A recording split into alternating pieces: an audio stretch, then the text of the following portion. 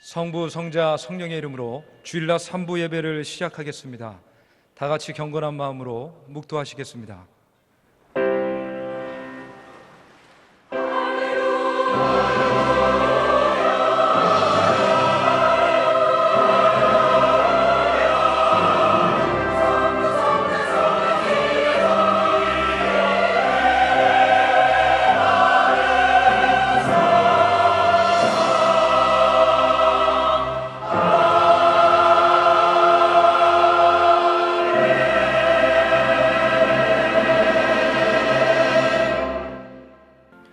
오늘 우리에게 주시는 하나님의 말씀은 구약 성경 이사야서 53장 4절에서 6절까지의 말씀입니다. 구약 성경 이사야 53장 4절로 6절까지의 말씀입니다. 봉독해 드리겠습니다. 그는 실로 우리의 질고를 지고 우리의 슬픔을 당하였거늘 우리는 생각하기를 그는 징벌을 받아 하나님께 맞으며 고난을 당한다 하였노라. 그가 찔림은 우리의 허물 때문이요 그가 상함은 우리의 죄악 때문이라. 그가 징계를 받음으로 우리는 평화를 누리고 그가 채찍에 맞음으로 우리는 나음을 받았도다. 우리는 다 양 같아서 그릇 행하여 각기 제 길로 갔거늘 여호와께서는 우리 모두의 죄악을 그에게 담당시키셨도다. 아멘.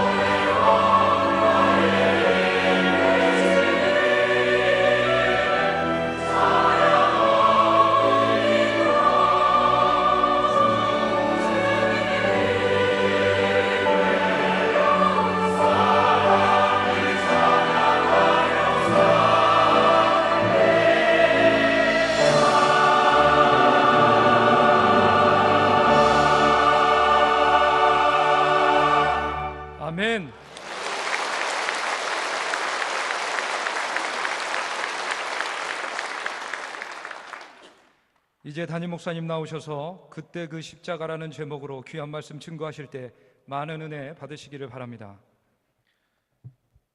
기도드리겠습니다. 한 주간 동안도 주님의 사나이의 날개 그늘 아래 품어주시고 오늘 거룩한 주일 주의 전에 나와 예배드리게 하여 주심을 감사를 드립니다. 오늘 한 사람도 왔다가 그냥 가는 사람이 없도록 신령과 진정으로 드리는 거룩한 예배, 하나님이 기뻐 받으시는 참된 예배가 되게 하여 주시옵소서. 4층에 앉은 외국인들을 위로하여 주시고 5층에 앉은 청년들에게 새로운 비전과 말씀으로 무장되어 앞으로 하나님께 귀하게 쓰임받는 거룩한 하나님의 자녀들이 다 되게 하여 주시옵소서. 함께 하시지 못하지만 주님께서 함께 하시고 지켜주실 줄로 믿고 우리 감독님을 건강함으로 책임져 주시옵소서. 감독님과 박장로님 천군 천사로 지켜주시고 보호하셔서 속히 사명의 자리에 나오실 수 있도록 주님 붙들어 주시고 그 마음 가운데 평안과 안정이 있게 하셔서 속히 사명의 자리로 주님 주신 사명 끝까지 감당하실 수 있도록 주여 인도하여 주시옵소서. 이른 아침부터 기도로 준비하여 아름답게 찬양드린 우리 임마누엘 찬양대 지휘자, 반주자, 찬양대원들, 오케스트라 대원들 한 사람 한 사람 주님 붙들어 주셔서 그들의 찬양이 입술의 찬양이 아닌 삶의 찬양으로 온전히 드려져 우리에게 은혜가 되고 하나님께 영광이 될 수 있도록 주님 축복하여 주시옵소서. 이제 말씀을 증거하는 자리에 종이 섰사오니 주의 종은 그저 말씀의 통로로만 사용하여 주시고 이 시간 하나님의 말씀이 살아서 역사하여 심령 골수를 찔러 쪼개는 기적이 나타나게 하여 주시옵소서. 모든 것 주님께 맡기며 예수님의 이름으로 간절히 기도드립니다. 아멘.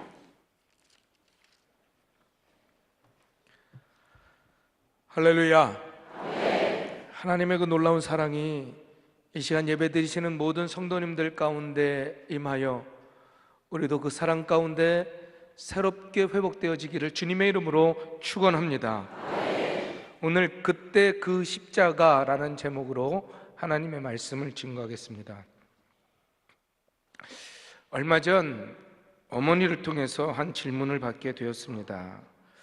한 학생이 교회를 다니는 자기 어머니께 한 질문이었지만 그 어머니가 어떻게 대답할지를 몰라서 저희 어머니께 질문을 다시 했고 어머니가 저에게 좀 더 쉽게 설명할 수 있는 방법을 좀 말해달라고 얘기를 하셨습니다. 근데 바로 그 질문은 2000년 전에 예수가 나와 무슨 상관이 있어서 도대체 예수를 믿어야 구원을 받는가 하는 그런 것이었습니다. 물론 이 질문은 비단 그 학생뿐만이 아니라 수많은 그리스도인들과 또 믿지 않는 사람들 또 초신자들이 많이 한 질문일 것입니다. 이 자리에 있으신 분들 중에 그런 질문 한 번 정도 안 해보셨던 분이 없을 거예요. 저도 그런 질문을 해봤었고요.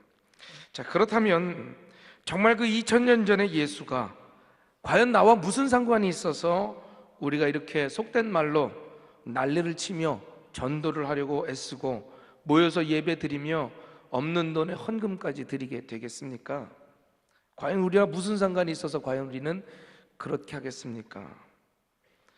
이 예수님과 나와의 관계를 알려면 우리는 먼저 십자가를 알아야 합니다. 그런 연유로 오늘부터 몇 주 동안 저는 이 십자가에 대한 설교를 하려고 합니다. 바라기는 이 십자가 설교를 통해서 저와 여러분이 참된 십자가를 바로 알고 그 십자가의 은혜를 깨닫고 나아가 나와 관계없는 예수님이 아닌 구세주가 되신 예수님으로 참된 구원의 기쁨을 누리게 되기를 주님의 이름으로 축원합니다. 오늘날 현대인들에게 있어서 이 십자가라고 하는 것은 많은 사람들이 그저 기독교의 하나의 상징 혹은 장식물로만 이해하고 있습니다. 그래서 그들에게 십자가란 그저 교회 건물을 가리키는 표시일 뿐이었어요. 또 어떤 사람은 자기의 아름다움을 돋보이게 만드는 귀걸이나 목걸이의 어떤 장식물 정도로 생각합니다. 혹은 이 강대상 벽면에 붙어 있는 큰 십자가처럼 하나의 조각 작품으로만 생각을 해요. 심지어 어떤 거룩한 족복은 십자가를 문신으로 새겨 넣습니다. 뒤에서부터 이렇게 올라오는 용과 아래서부터 올라오는 이 호랑이가 만나는 그 가운데에 십자가를 딱 새겨 놓고 경건하게 막 용호 쌍박에 십자가가 그려져 있는 그런 경우도. 오늘 저는 여러분들에게 이 전해드릴 십자가는 이렇게 오늘날 현대인의 눈에 비친 십자가가 아니라 바로 그때 그 십자가, 즉 십자가 처형이 이루어졌을 때의 그 십자가에 대해서 오늘 말씀드리려고 합니다. 단지 표식과 장신구로서의 십자가가 아닌, 우리가 생각하는 그런 표식의 십자가가 아니라 예수님이 지셨던 바로 그 십자가를 오늘 말씀드리려 합니다. 우리 시대의 탁월한 복음주의 신학자 알레스터 맥그레스가 이런 얘기를 했어요. 우리는 십자가를 맨 처음 접했을 때에 그 풍부함과 깊이를 맛볼 수 있도록 십자가를 새롭게 인식해야 된다. 이게 무슨 말입니까? 지금으로부터 2000년 전 사람들이 십자가를 처음 접했을 때의 그 느낌을 우리가 알기 위해서, 그 충격을 알기 위해선 그때의 그 십자가에 대해서 우리가 알고 있어야 된다는 거예요. 바라기는 오늘 그 십자가를 통해서 여러분이 다시 십자가에 대해서 새롭게 세워질 수 있기를 주의 이름으로 부탁을 드립니다. 자, 그렇다면 그때 그 십자가, 과연 그 십자가는 어떤 십자가였겠습니까? 십자가 연구의 권위자 마틴 행헬은 이렇게 말을 합니다. 고고학적인 견지에서 십자가형을 완벽하게 기술하려는 모든 시도들은 수표로 돌아갔다.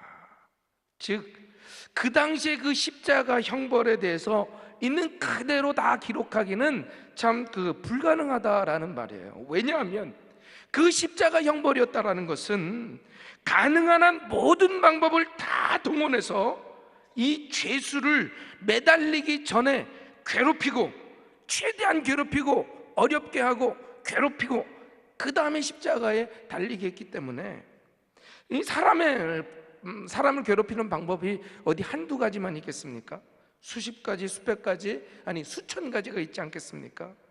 이렇게 수십, 수백, 수천 가지를 마음껏 활용해서 반복하고 또 괴롭히고 또 어렵게 하고 하는 것이 이 십자가의 형벌이었다라는 거예요. 때리고 찌르고 돌을 던지고 욕설을 퍼붓고 침을 뱉고 더 나아가 눈을 뽑아내고 손과 다리를 자르기도 하고, 아니 그보다 더 훨씬 잔인한 방법들도 많이 있었어요.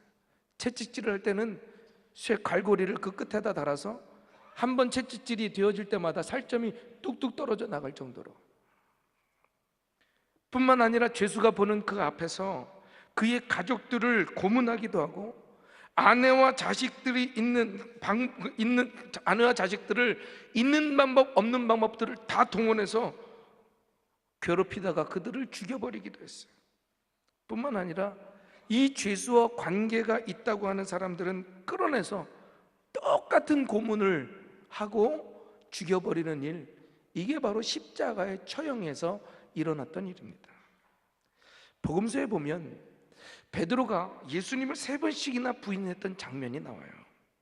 우리는 그 장면을 보면서 야, 어떻게 수제자 베드로가 이럴 수 있을까? 어떻게 이런 믿음 없는 모습으로, 어떻게 이런 잘못을 저지를 수 있을까 생각을 해요.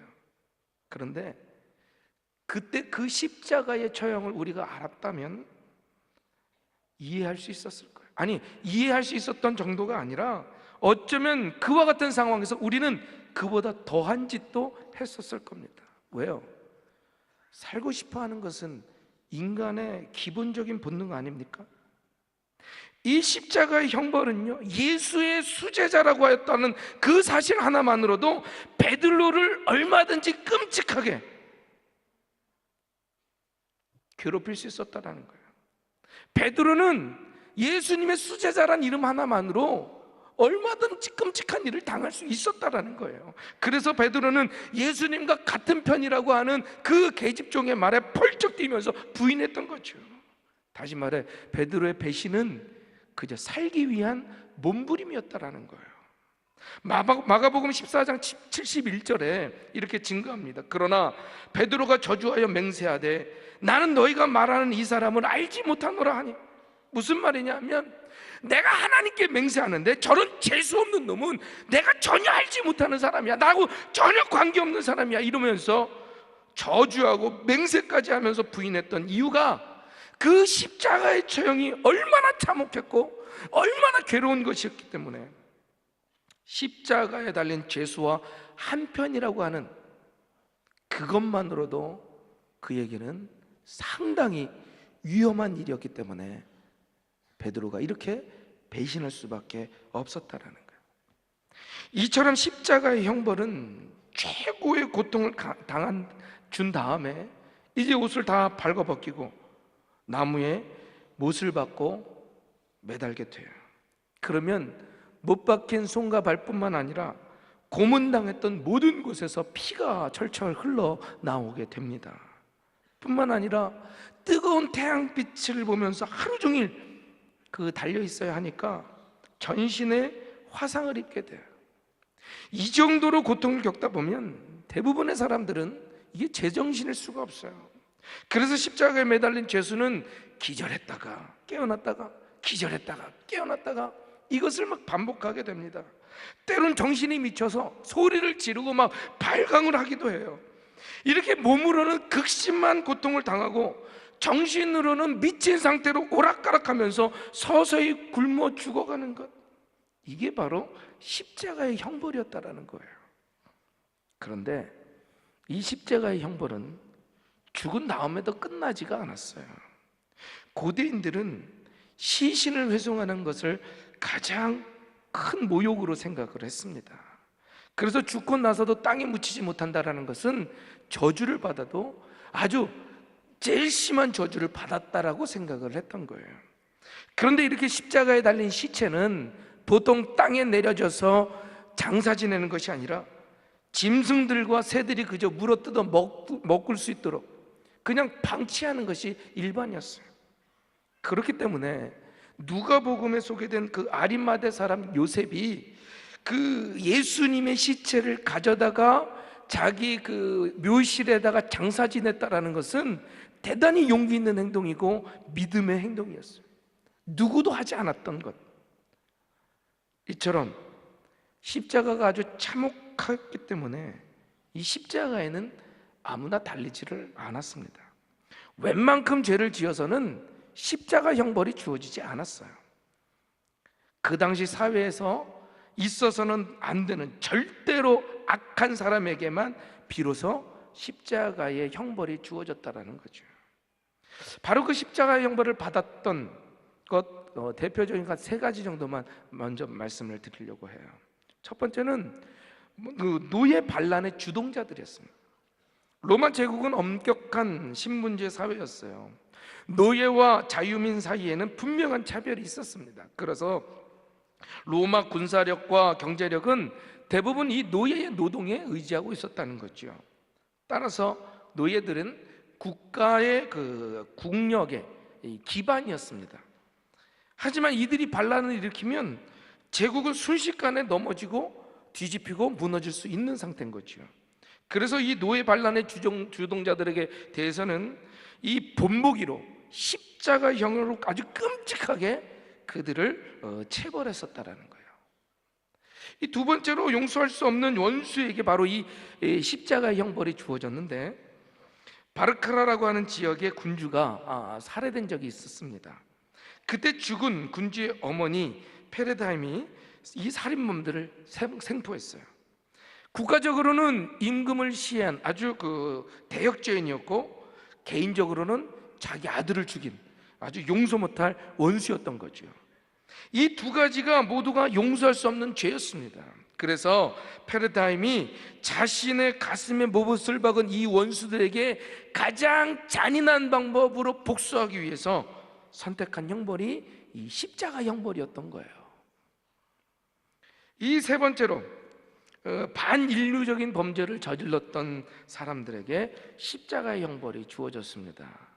이 카르타고 지역에서 미신 숭배자들이 십자가형에 처해진 기록을 발견하게 돼요. 그들의 행동은 아주 끔찍했습니다.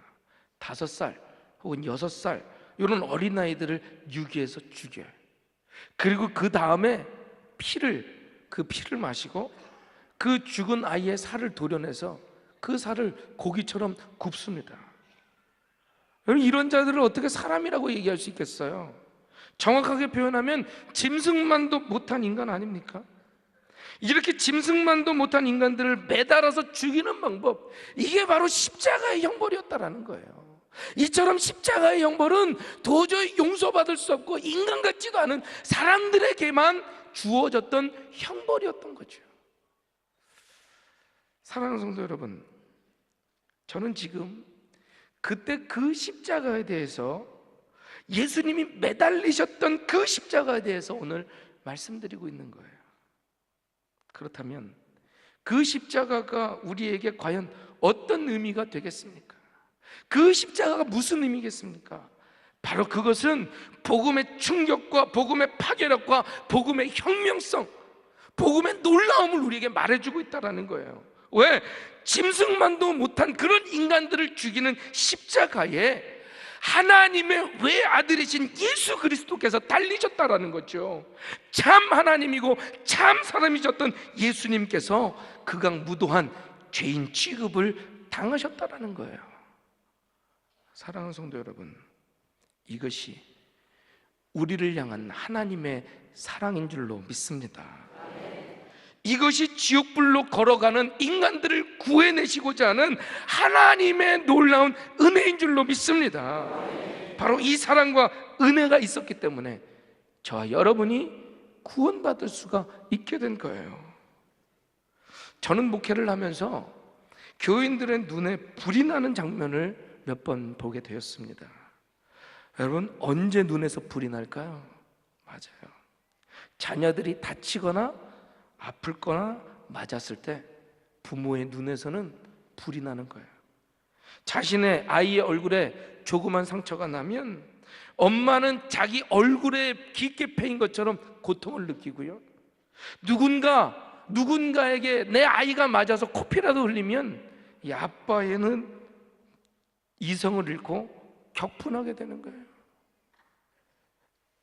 저도 언젠가 제 큰아이가 학교에서 왕따를 당하고 또 어떤 멱살을 잡히고 이랬다는 얘기를 들었을 때 이건 뭐 목사도 뭐고 막 눈에 불이 나는 거예요. 불이 나는 거예요. 이걸 참을 수가 없어.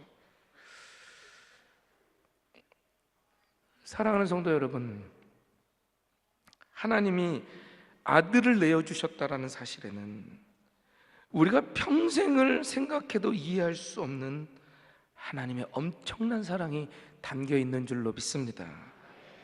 눈에 넣어도 아프지 않을 것이 자녀 아닙니까? 조그만 상처에도 불이 나고 속상하게 해서 달려들게 만드는 것이 자녀 아닙니까? 그런데 하나님은 그 하나밖에 없는 외아들을 십자가에 내어주셨다라는 거예요. 그것도 죄 없는 아들이 짐승처럼 취급당하다가 비참하게 죽도록 내버려 두셨습니다. 여러분, 이 사랑을 무엇으로 표현할 수 있겠어요? 십자가 이상 어떻게 더 사랑할 수 있겠습니까? 그래서 로마서 5장 8절이 우리에게 말해주고 있습니다. 함께 읽어봅시다. 우리가 아직 죄인 되었을 때에 그리스도께서 우리를 위하여 죽으심으로 하나님께서 우리에 대한 자기의 사랑을 확증하셨느니라. 사랑하는 성도 여러분, 십자가는 하나님의 확증된 사랑인 줄로 믿습니다. 이 아들을 십자가에 못 박으시는 아버지 하나님의 사랑을 우리는 결코 의심할 수가 없는 거예요. 이것이야말로 사랑의 극치고 사랑의 절정입니다. 바로 이 사랑과 은혜로 말미암아 우리가 구원받게 된 줄로 믿습니다. 이렇게 하나님의 아들 예수 그리스도를 우리에게 보내주신 하나님만이 우리 아버지가 되시고 우리 참 하나님이 되어주시는 줄로 믿습니다. 바라기는 내 죄를 대신해서 죽으시고 부활하신 예수 그리스도, 그분만이 내 인생의 주인이신 줄 믿고 나아가는 저와 여러분이 되기를 주님의 이름으로 축원합니다. 여러분, 우리가 잊지 말 것은 이 예수님의 십자가는 우리를 향한 놀라운 사랑과 은혜를 말해주는 것과 동시에 바로 우리 안에 도사리고 있는 끔찍한 그 죄, 엄청난 죄악을 폭로하고 있다는 거예요. 누가 예수님을 십자가에 못 박겠습니까?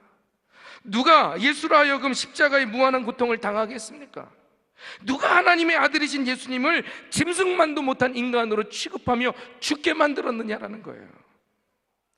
이 질문에 자신 있는 사람들은 불신자입니다. 그건 로마 병정들이 했지, 그건 유대인들이 했지, 나는 예수의 죽음과 아무런 상관이 없어, 나는 예수의 죽음과 상관이 없는 사람이야. 하지만 이렇게 자신 있게 결백을 주장하는 사람들은 지옥에 갑니다. 지옥에 가고 말아요. 반면에 십자가를 향한 질문에 자신이 없는 사람들이 바로 그리스도인입니다. 차마 대답할 용기도 없고 염치도 없어서 그저 고개를 떨고 가슴을 칠 수밖에 없는 거죠.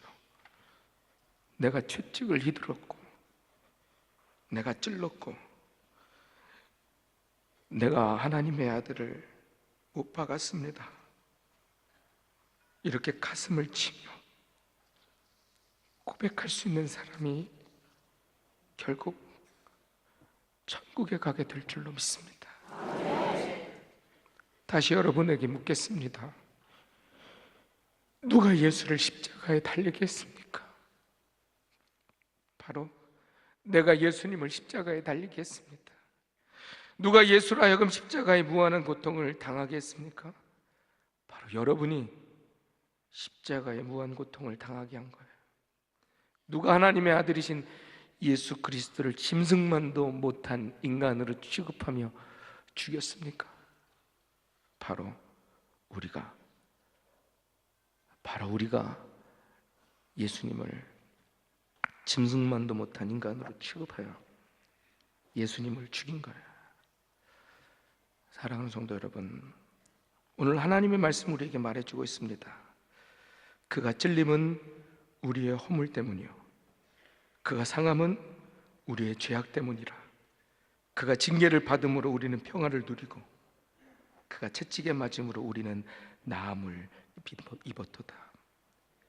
그가 찔린 것이 내 죄 때문이고, 그가 상하신 것도 내 죄 때문입니다. 내가 받아야 될 징계를 그가 받으심으로 말미암아 우리가 평안을 누리게 된 것이에요. 그가 채찍에 맞아 상처 받으심으로 우리가 나음을 입은 줄로 믿습니다. 여러분, 내 죄가 얼마나 큰가 하면 하늘에 계신 예수님을 이 땅바닥으로 끌어내릴 만큼 큰 죄입니다. 내 죄가 얼마나 깊은가 하면 하나님의 아들이신 예수님을 가장 끔찍한 죄인으로 만들어버릴 만큼 우리의 죄가 깊습니다. 오늘날 흠도 없고 티도 없고 죄도 없으신 예수님을 인간 세상에서 제일 말종이고 제일 저질이고 제일 질이 낮은 짐승만도 못한 인간으로 취급해야만 해결할 만큼 우리의 죄는 심각하고 끔찍하고 무서운 것입니다. 그런데 오늘날 현대인들은 이 죄에 대한 지적을 싫어합니다. 그냥 나도 좋고 너도 좋고 그저 좋다는 식으로 넘어가고 싶어요. 죄라고 딱 집어 말하기보다는 그저 취향이니 실수니 하면서 모호하게 넘어가기를 원합니다. 어느 신문의 만화 중에 이런 내용이 있었어요. 신사복을 잘 차려입은 두 사업가가 이야기를 나누는 겁니다. 그들의 뒤에는 누군가가 달려있는 십자가가 보여요. 이 만화에는 큰 글자로 이렇게 제목이 붙어 있었습니다. 나도 문제없고 너도 문제가 없는데 저분은 도대체 저기서 무엇을 하고 있나? 인간에게 죄가 없다면 그리스도의 십자가 필요 없습니다. 우리에게 문제가 없다면 예수님은 쓸데없는 십자가를 지신 셈입니다. 나도 괜찮고 너도 괜찮은데 왜 예수님이 십자가를 지셔야겠습니까? 하지만 우리가 다 괜찮다면 세상살이는 왜 이렇게 외롭고 괴롭고 힘겹기만 합니까? 죄가 없는 것이 아니죠. 우리 절대로 괜찮지 않습니다. 다만 무뎌져 버린 우리 인간의 영혼이 죄를 직면하지 못하고 죄를 깨닫지 못할 뿐이라는 거예요. 사랑하는 성도 여러분, 십자가의 은혜는 죄를 깨달을 만큼 경비례하는 줄로 믿습니다. 내가 죄인임을 크게 깨닫는 자에게 십자가는 내 인생을 송두리째 바꿔놓을 수 있는 하나님의 놀라운 은혜가 될 줄로 믿습니다. 어느 전도자가 이렇게 고백을 했어요. 솔직히 말해 저 같은 인간은 최하위 말단 천사 하나라도 충분히 대속할 수 있었을 겁니다. 아니 사실은 그것도 과분합니다. 그런데 어떻게 하나밖에 없는 하나님의 아들을, 아니 하나님 자신을 저를 위해 내어주실 수 있습니까? 제 어딜 보고 그렇게 하신다는 말입니까? 전능하신 하나님이 별 볼 일 없는 나 때문에 이게 말이나 된다고 생각하십니까? 사랑하는 성도 여러분,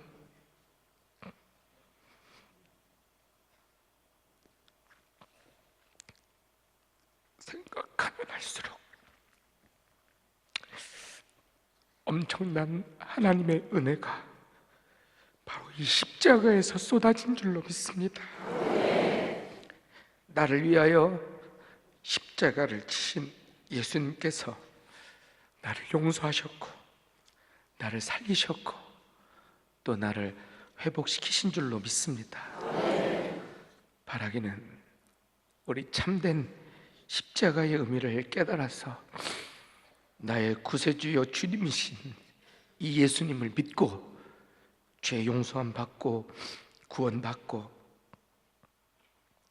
하나님의 자녀가 되는 축복을 누리는 저와 여러분이 되기를 주님의 이름으로 축원합니다.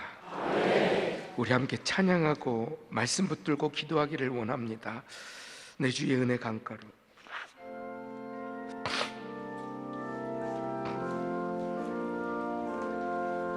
내 주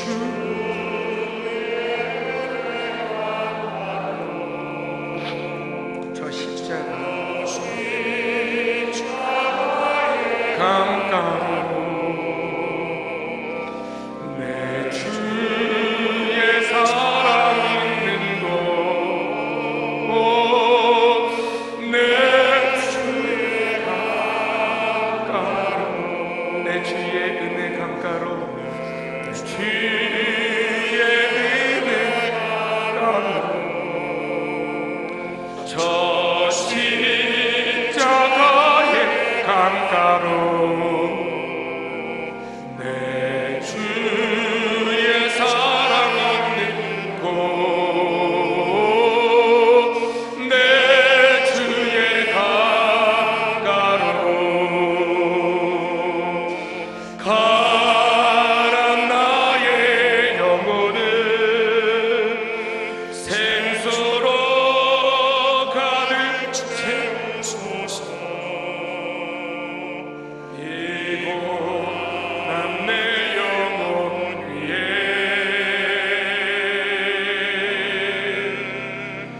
내 주의 은혜 강가로 저 십자가의 강가로 내 주의 사랑 있는 곳 내 주의 강가로 귀하신 말씀에 많은 은혜 받으신 줄 믿습니다. 다 같이 일어나셔서 찬송가 151장을 찬송하시겠습니다.